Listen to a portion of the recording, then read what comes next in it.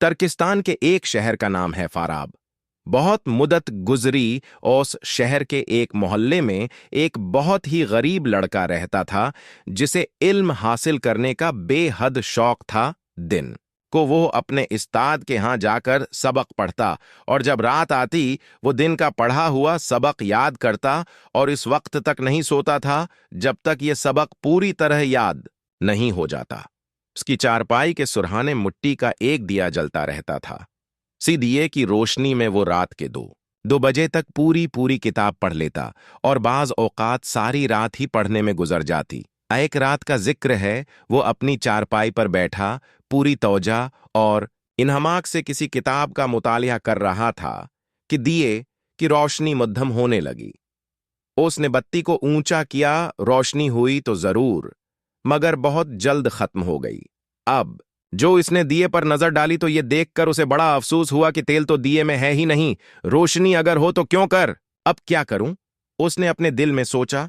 रात आधी के करीब गुजर चुकी थी, शहर की दुकानें बंद हो चुकी थीं और अगर वो खुली भी होते तो लड़के को कुछ फायदा ना होता, क्योंकि उसके पास तेल खरीदने के लिए भी पैसे नहीं थे। पैसों के बगैर कौन दुकानदार तेल दे सकता था?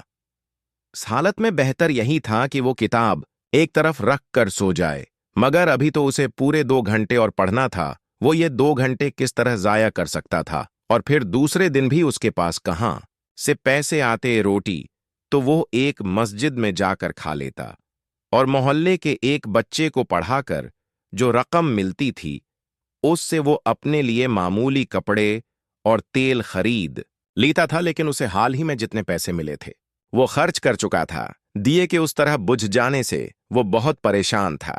वो अपनी कोठरी से निकलकर दरवाजे पर आ बैठा। रात का अंधेरा हर जगह फैला हुआ था, कहीं कोई चिराग जलता हुआ दिखाई नहीं दे रहा था। सब लोग आराम कर रहे थे। आतने में उसकी नजर रोशनी की एक नन्ही सी लकीर पर पड़ी जो शायद दौर किसी दीवार पर दिखाई दे रही थी। इसे देखते ही उसके दिल में ख्वाहिश हुई कि काश ये रोशनी उसके घर में होती।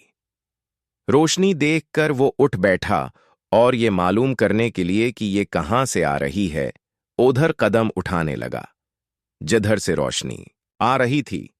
अपनी किताब वो साथ ही ले आया था ताकि मौका मिले तो उसी रोशनी में किताब का बाकी हिस्सा पढ़ डाले और फिर वापस आ जाए। कुछ दूर जाकर उसने देखा कि वो रोशनी एक कंदेल में से निकल रही है जो मोहल्ले के चौकीदार के हाथ में थी। उसने चौकीदार से बड़े अदब के साथ कहा, जनाब, अगर आप इजाजत दें तो मैं कंदेल की रोशनी में किताब पढ़ लूं। चौकीदार एक नेक आदमी था। वो समझ गया कि यह गरीब तालिब इल्म है जिसके पास तेल खरीदने के लिए पैसे नहीं हैं। वो बोला, हाँ बेटा, पढ़ ले, मैं थोड़ी देर यहां बैठूंगा। यहां बैठ जा। लड़का किताब पढ़ने लगा। अब मुश्किल ये थी कि चौकीदार एक ही जगह ज्यादा देर तक नहीं बैठ सकता था, इसलिए कहने लगा, बेटा, अब तुम घर जाओ और सो जाओ, मुझे आगे जाना है। लड़का बोला, आप जरूर आगे जाइए, जहां जी चाहे, मैं आपके पीछे पीछे चलूंगा।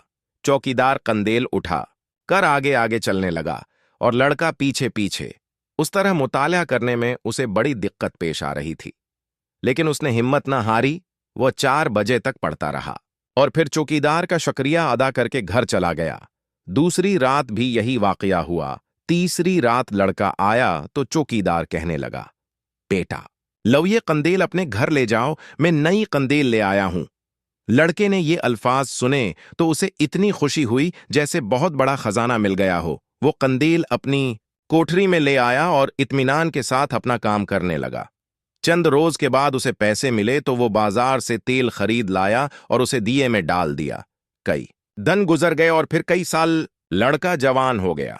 जैसे जैसे उसकी उम्र बढ़ती चली जाती थी उसका इल्म भी बढ़ता जाता और फिर एक दिन ऐसा आया कि वो अपने वक्त का सबसे बड़ा उस्ताद बन गया। बड़े बड़े आलम फाजिल लोग दूर दूर से उसके पास आते और उससे इल्म हासिल करते थे।